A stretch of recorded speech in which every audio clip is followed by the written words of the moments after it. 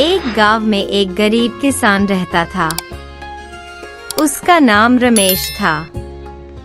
वह एक ईमानदार और मेहनती व्यक्ति थे।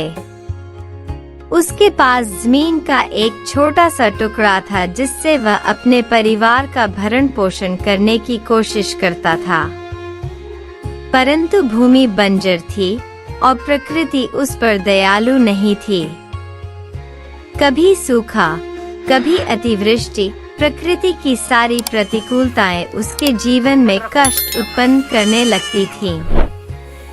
रमेश के परिवार में बुजुर्ग माँ, पत्नी और 2 बच्चे थे। वह रोज सुबह जल्दी उठकर खेतों में काम करता था। मिट्टी खोदना, बीज बोना, गायों को खेत में ले जाना, उसने सब कुछ किया, लेकिन फसल की पैदावार बहुत कम हुई।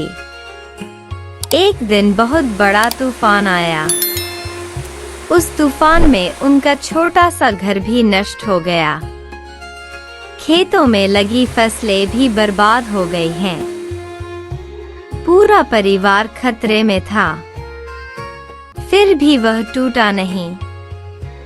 कहा, मेरे हाथों में ताकत है, जज्बा है। मैं फिर से शुरुआत करूंगा।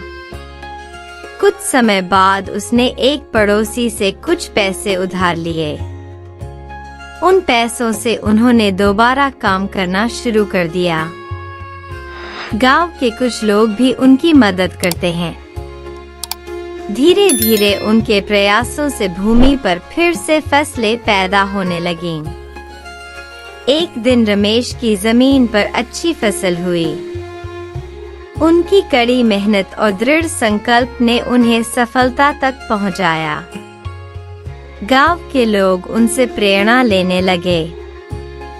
रमेश ने सिखाया कि जीवन में चाहे कितनी भी मुसीबत आए, कड़ी मेहनत और साहस से हर चीज पर विजय पाना संभव है।